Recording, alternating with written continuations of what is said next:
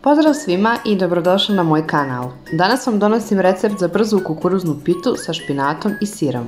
Ova pita bude jako brzo spremna, a odlična je i topla i hladna, tako da uvijek možete ponijeti na posao sutradan. Prije nego što počnemo, zamolila bih vas da me podržite i besplatno se pretplatite na moj YouTube kanal. Možete je poslužiti za doručak ili večeru, a sada hajde da napravimo ovu predivnu, zdravu i mekanu pitu. Od sastojaka će vam trebati 4 jajeta, 10 kašika palente, 10 kašika brašna, 4 kašike griza, 1 prašak za pecivo, 1 kašičica soli, 150 ml ulja, 2 pune šake špinata, 250 g mladog sira, 150 g feta sira i 1 šolja jogurta. Najprije pripremiti i dobro oprati špinat, a zatim ga isiskati na tanke trakice. Umjesto špinata možete koristiti i blitvu, pita neće promijeniti ukus i bit će jednako preukusna kao sa špinatom. Nema ništa jednostavnije, a ukusnije od ovakvih pita, a ne stanu za tren oka.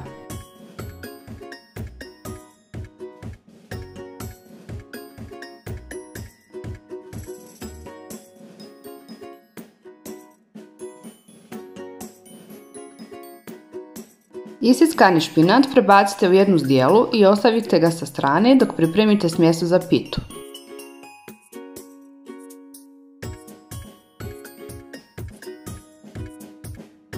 U drugu veću zdjelu izlupajte jaja, dodajte sol i umutite.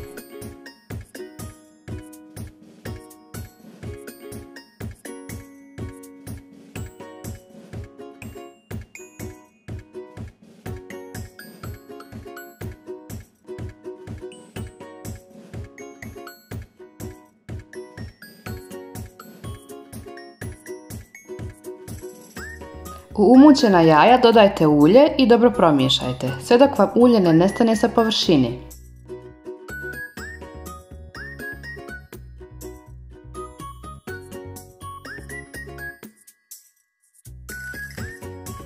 A potom dodajte šolju jogurta i umutite da se sve sjedini.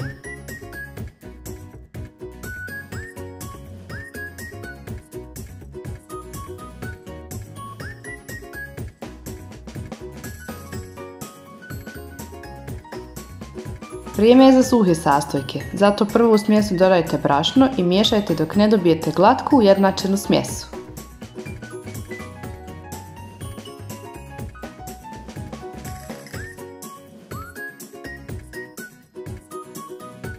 A potom palentu koju ćete također umiješati u smjesu, a onda i griz, pa ponovite isti postupak.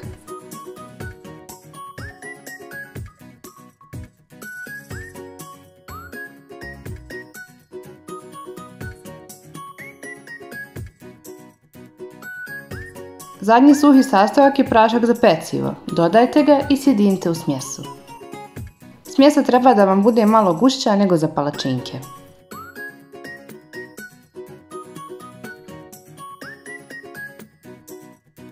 U smjesu dodajte sir, a feta sir izgnječite pa dodajte i njega.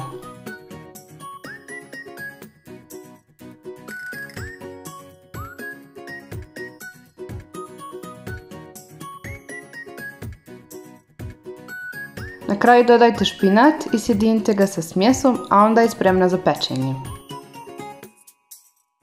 Opće poznato je da je špinat jako zdrava namirnica, bogat je izvor C vitamina koji jača imunitet i pomaže resorpciju željeza. Pored toga sadrži skupinu vitamina B uključujući folnu kiselinu koja djeluje na stvaranje crvenih krvnih zrnaca. Zato nemojte izbjegavati konzumiranje špinata, nego ga iskoristite maksimalno.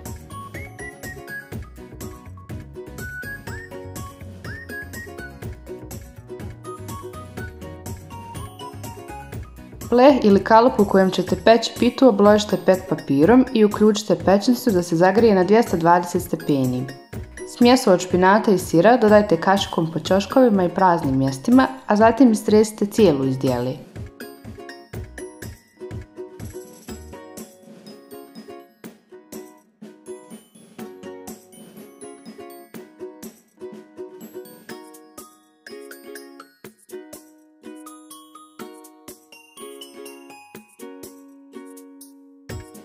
Pitu uredite kašikom i poravnajte, a onda stavite da se peče u prethodno zagrejanu pećnicu na 220 stepeni oko sat vremena. Izvadite je onda kada vam porumeni. Nemojte slijepo da se vodite uputama oko vremena i temperature pečenja, jer nijedna pećnica nije ista, a u suštini vi najbolje poznajete svoju. Ako je pečete u običnom okruglom plehu, pečenje će trajati mnogo kraće, a i možete smanjiti temperaturu na 180 stepeni.